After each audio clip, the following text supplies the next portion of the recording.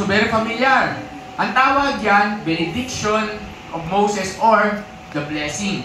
Madalas, ito ang ginagamit ng mga tao, ng mga pastor o leaders after nila magpo-pronounce sila ng blessing sa mga tao. Tapos, sinasagot siya ng Amen. Okay? Sinasagot siya ng Amen. Sa Tagalog, ito nakalagay. E-bless ka sana. Sana talaga, no? E-bless ka sana ni Lord at ingatan. Kagiliwan ka sana ni Lord at kaawaan. At paboran ka sana ni Lord at bigyan ng kapayapaan. Yan, okay. So, i-bless ka ni Lord. Sino gusto nito? Gusto i-bless? Amen. Sino gusto ingatan? Amen. Okay. Sino gusto kagiliwan, kaawaan? Ay, walang gusto kagiliwan sa kaawaan. Ulit. Sino gusto kagiliwan ni Lord? Amen. Kaawaan? Amen. Para last two. Paboran daw. God will give you favor. Amen. Tapos, last one, God will give you peace. Shalom. God will give you shalom. Amen. Diba? So, ibig sabihin tayong lahat, gusto natin yan. Gusto natin amen. Ganyan. Ang problema, madalas, madali magsalita ng amen, pero tanong mo yung katabi mo. Naiintindihan mo ba yung meaning ng sinasabi mo? Yeah. Naiintindihan mo ba yung meaning? Okay? So, whenever we call an amen, naging routine na yung pagkasabi ng amen na nawawala na yung sense, bakit mo sinasabi yon? Ang isang bagay minsan na pinapaulit-ulit mong sinasabi, na take for granted na, at hindi mo na alam bakit mo ba sinasabi in the first place. For example, nag-pray ka, tapos pagka hindi ka nag-amen, feeling mo yung prayer, ano? Walang sense. Ano pa? Hindi tapos. Incomplete. Tama mali? Diba naging masyadong religious na yung amen? Naging sobrang amen ka na ng amen, while di mo naman alam kung anong ibig sabihin. Tapos, minsan, pag ikaw nag-pray, pag hindi ka nag-amen, ay hindi pa tapos. Ganun ba yun? Ganun ba yun? Okay? Parang naging siya, stamp mark. Alam niyo yun? Yung stamp mark, yung sealed na. Okay, nag-amen na ako, nag-sealed na ako. Anong ibig sabihin ba nung amen? Sa Tagalog, sino nakakalam? Yung meaning talaga. So be it. Sa Tagalog, siya nawa. O, tingnan sabihin mo sa katabi mo, siya nawa. Actually, kulang yon. Siya nawang nais mong ang mangyari. Ang haba eh. Siya nawa na lang. Siya nawa. Pero hindi naman nais ni Lord. Hindi siya mangyari. Siyang nais niya mangyari. Diba? Siyang nais niya mangyari. Siya nawa. Ang amen, ang second, sa pinaka-first na pinaka-maraming Hebrew word na nasasabi sa buong mundo. Ang salitang amen. Okay? Ang English word na unang nasasabi na madalas sabihin, hulaan niyo kung ano. God bless. Hindi. Hindi spiritual. Hindi. English word Ang amen, ang pangalawa sa pinaka-madalas masabi sa buong mundo na salita. At ito ang ito ang Hebrew word na number 1 na nasasabi sa buong mundo. So siya pangalawa, merong first. Pero English word. English. Hindi, malapit na. Bless the Word. Yes. peace. Yes and amen. Peace. Yes. Alam niyo kung ano? Okay. Okay. Okay. Okay, yun ang first. So second, amen. Diba? So pangalawa siya sa word, madalas na word na sabihin ng mga tao sa buong mundo. Ang amen ay makikita mo sa buong Bible ng New Testament maliban sa 2 book. Okay? Makikita mo yan, laging may amen. Yun nga lang, sa gospel, hindi mo makikita yung salitang amen kasi pinalitan siya sa English word. Ano dahil nagamit doon yung word na assuredly? I say to you, I assure you, assurance, di ba? You are blessed. Binago nila. Pero sa original Hebrew, sa Greek, those are amen. So, ibig sabihin, kung sa Biblia at sa Old Testament, New Testament, madalas sabihin yung amen, ibig sabihin, hindi yun nilagay ng Diyos para pang-display. Nilagay yun ng Diyos for a specific reason and purpose. Tama po ba? Tama. Diba? Hindi maglalagay ang Diyos dyan ng paulit-ulit na salita ng walang sense, ng walang kwenta. Naniniwala ba tayo? Okay. So, gusto mo ba makita yung kapangyarihan ng amen? Amen. Ang original word ng amen ay galing ko sa Hebrew word ang salitang amen. A-M-E-I-N. Okay? Amen. Okay? Amen. Amen. Okay. Ang amen, ang salitang amen ay galing sa tatlong, wala akong na-post na na tawag dito na character. Tingnan niyo na lang sa Google yung character ng amen. Okay, yung Hebrew character. Tatlong character siya. Tapos tatlong letter ika ka sa Hebrew letter. Tapos pag nagbabasa kayo ng Hebrew letters o Hebrew word, ang basa hindi pa ganon. Ang basa simula saan? Simula dito sa left, pa right. Okay. At ang bawat letter ng Hebrew merong meaning. Okay, ready na kayo? Yung tatlong letter na meaning ng Hebrew, yung ginamit sa amen, yung unang letter, ang ibig sabihin doon, may meaning yun Ang ibig sabihin ay head. Head. Okay. Yung unang letter, ibig sabihin ng amen, head ang meaning. Anong ibig sabihin nun? It symbolize your thinking. Tingnan mo yung katabi mo. Paano ka ba mag-isip? Yan. Di ba? Ano bang makasok sa isip mo? Yan. Okay. Okay. Second. Yung second letter, character letter, ang ibig sabihin nun ay water. Water. Ano kinalaman ng water? Sa Bible, may sinasabi na ang Biblia ay kayo ay lilinisin sa pamamagitan ng tubig, sa pamamagitan ng salita ng Diyos. Ibig sabihin, ang tubig sa Biblia, isa sa reference, isa sa symbolism ng Bible, ng Word of God ay water. So therefore, yung second part na water, it symbolize the Word of God. So ano yung una? Ang meaning, head, your thinking. Second, water. Yung third na character ng amen ay seed. Sabi mo nga seed. Seed. Ano ginagawa ng seed? Tubo. Anong ginagawa ng seed? Tubo. Anong ginagawa mo sa seed para umusbong? Nananim. Dinidiligan mo, hindi pa tinanim. Tinatanim bago diligan, di ba? At tutubo. Kailangan mo itanim muna. Tama? So, yung third character ay seed. So, pagdulungin natin, yung salitang amen at ang salitang amen, galing siya sa Hebrew character na ang meaning ay head, water, and seed. Anong connection ng tatlo?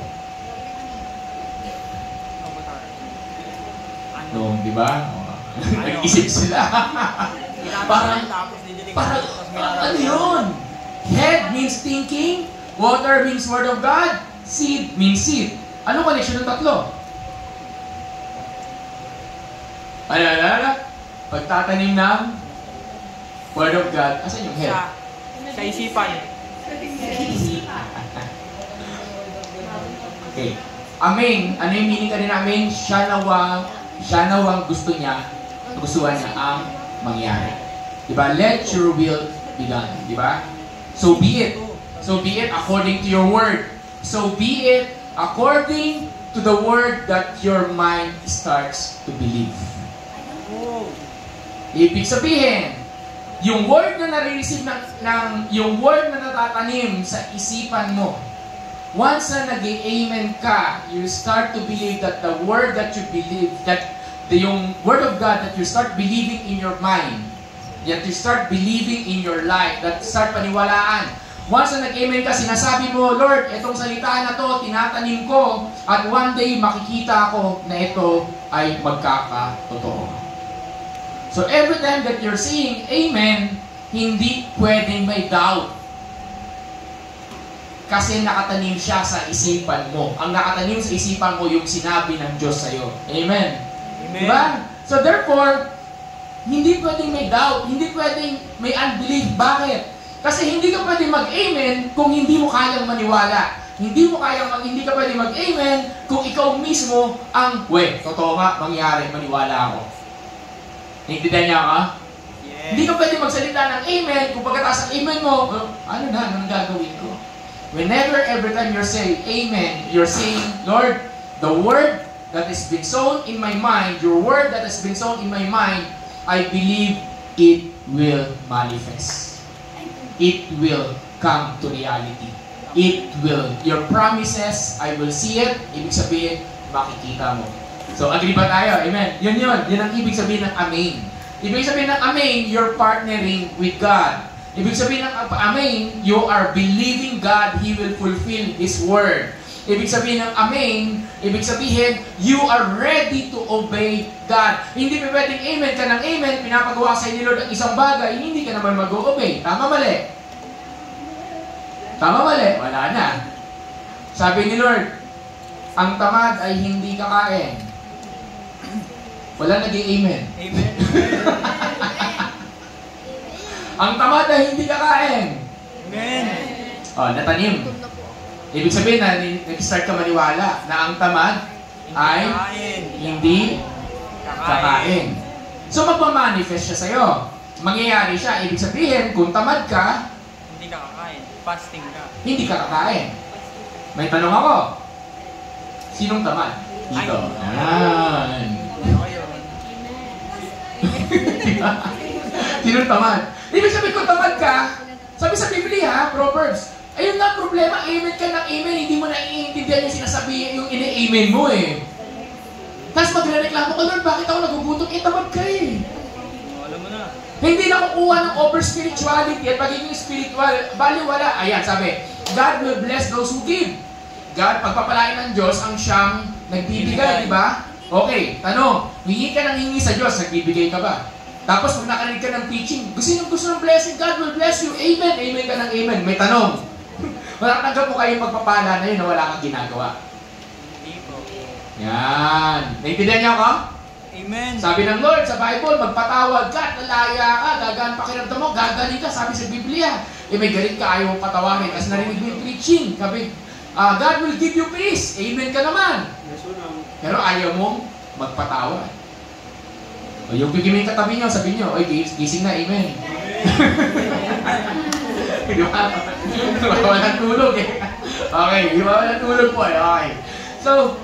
So, ibig sabihin, amen is you are ready to partner. You are ready to obey God. Tayo gugiming katabi mo. Sabi mo, wag lang amen ng amen. Sunod din. Sunod din. Sunod din. Di ba? Sunod din. Agree? Agree? Wala nang nag-amen, no? Okay. Also, amen is not only a powerful word from God. In the book of Revelation, amen is also a person. You will be able to read sa book ng Revelation na sinasabi, this is a letter to these churches to the one who is amen. Diba? Nasa book ng Revelation yon. Sino ang tinutukoy doon? Si Jesus Christ. Ibig sabihin, every time na you're saying amen, hindi ilang basta siya salita, kundi you are referring to the person. Diba? And you are believing that Jesus will do amazing things. Sabi sa Biblia, kung ang siyang nagbigay ng kanyang bugtong na anak na binigay sa'yo, ano pang bagay ang hindi niya kayang ibigay sa'yo? Diba? So, ibig sabihin, every time that you start saying amen, you start believing that, and you start believing that nothing is impossible with God as long that you are, as long that you have a true, genuine relationship with Jesus. Amen. Diba? Ibig sabihin, kahit mag-amen ka, kung wala kang tunay na relasyon sa Panginoon, nonsense ang kaka-amen mo. Baliwala ang kaka-amen mo. So, ibig sabihin, powerful ang salitang amen kung mauunawaan mo lang at meron kang relationship sa Lord. At tingnan mo yung katabi mo, sabihin mo, totoo ba yan? Totoo ka ba? Di ba? Di ba? Baka mamaya, mayroon pa dito di ba?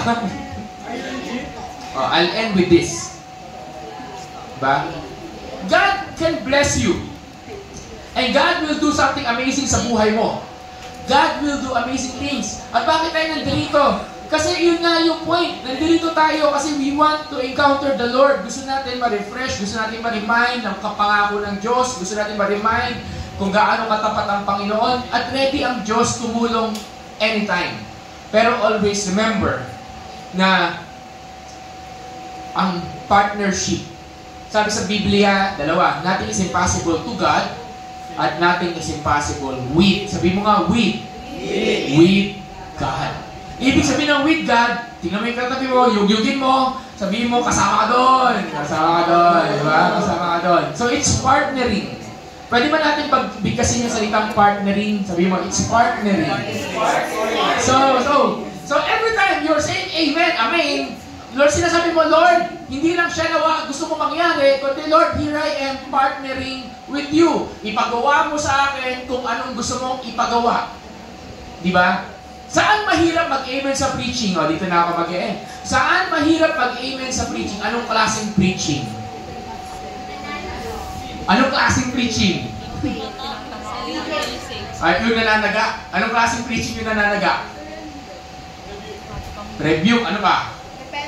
Repentance. Ano pa? Yung mga preaching nga, hindi ka talaga makapag-respond. Anong message? Ano ba ang message yung ayaw mag-amen? Yung mahirap mag-amen, yung tahimik yung mga tao. Correction. Ano pa? Discipline. Rebuke. Nagtuturo about sin. Okay, marami pa. Saan ang mga preaching na madalas mag-amen? Blessing. Diba? Ano pa? Breakthrough. Ano ba? Love life. Love life. Pagdating ng life, maraming amen. Ano ba? Diba? Promise. So, ano ibig sabihin nun? Kasi, ayaw mo mag-amen kasi tinatamaan ka. And actually, that's the point. Na tinatamaan ka, doon natin ma-apply itong sinasabi na to. Mahirap mag-amen kasi ayaw mong aminin sa sarili mo na mayroon kang kailangan gawin. Naintindihan niyo na bakit mahirap mag-amen sa mga ganon? Kasi ibig sabihin, hindi mo kayang gawin o nahihirapan ka o ayaw mong gawin. Hindi ka mag-amen sa isang bagay na hindi ka willing gawin. Tama mali? Tama, di ba? Tama, di ba? Oo. Eh bakit mabilis mag-amen sa mga blessings? Kasi gusto mo eh. At willing kang gawin lahat ng bagay. Siyempre, amen. O, anong kailangan gawin? Magbigay. Sige, magbibigay ako. Anong kailangan gawin? Magpakasipag. Sige, magpapakasipag ako. Kasi willing kang gawin. Kasi feeling mo, pag binigay sa ni Lord yun, mas magiging magaan ang buhay mo. Pero in all reality, ano man ang sinasabi ng salita ng Diyos, lahat yun ay beneficial sa atin. So as we end this session, this message, my prayer is simple. That we learn how to partner with God. May natutunan po ba tayo? Parang ganito. Let's end here. I-bless natin din yung J-Comp, di ba?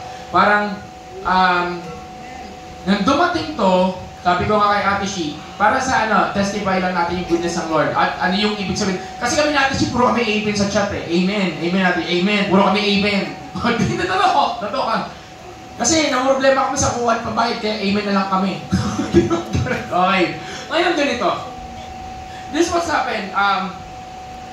Totoo lang, hindi ko na talaga, pansin nyo, hindi ko na pinopromote yung camp, yung kasi sa totoo lang, maliban sa wala tayong makitang lugar, sabi ko, masyadong malaking gas, kulang na yung preparasyon namin. Gumagano na ako, kulang na preparasyon namin. Lord, kulang na.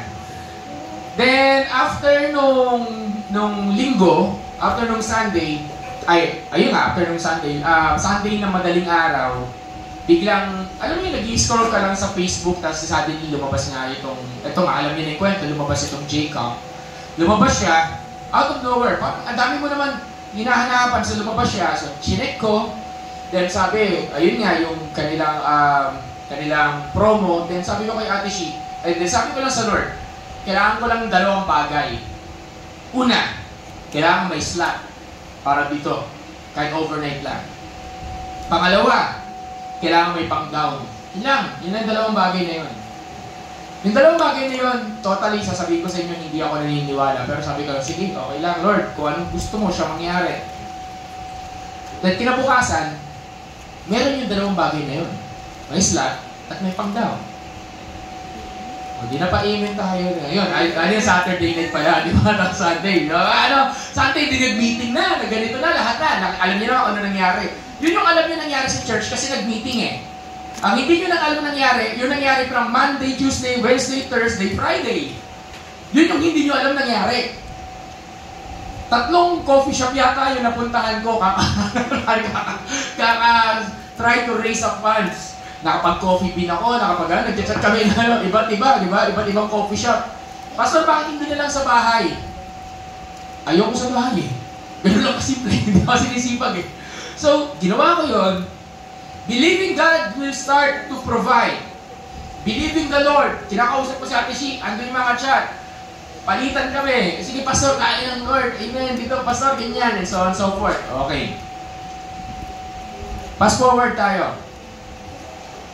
Asan tayo ngayon? Na may katabi mo. Nasaan tayo ngayon? Nasaan tayo ngayon? Di ba?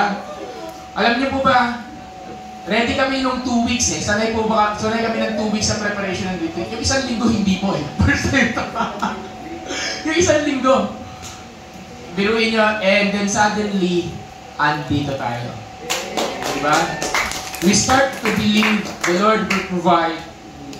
Pati ultimong feeling ko, oo, mas maganda sana marami tayo. Mas maganda kung pinayagan yung mga lalaking high school ng magulang. Mas maganda na dalawa yung jeep natin. Pero yung bagay na yun, ano na rin ni Lord yun eh. Galaw na rin ng Diyos. From 2 jeeps, ginawang isa lang. Pinagsiksikan pa kayo. Diba? Okay, di ba? Anong reason? Anong purpose? Kasi doon mo lang talaga nasabi namin kagabi ni Ate Shi, ito, pastor yung masasabi mo na lang na bahala ka na Lord. Diba? Bahala ka na God. Kung ano mangyayari, siya mangyayari. Kung ano gusto mo, siya mangyayari. And ako, this is very memorable. Sabi ko, Lord, hindi ko na uulitin yung isang linggong preparasyon. Masakit sa bangs. Diba? Sakit sa bangs. Sakit sa puso. Sakit talaga. Okay? Pero, andito tayo. Hindi naman kayo magugutom.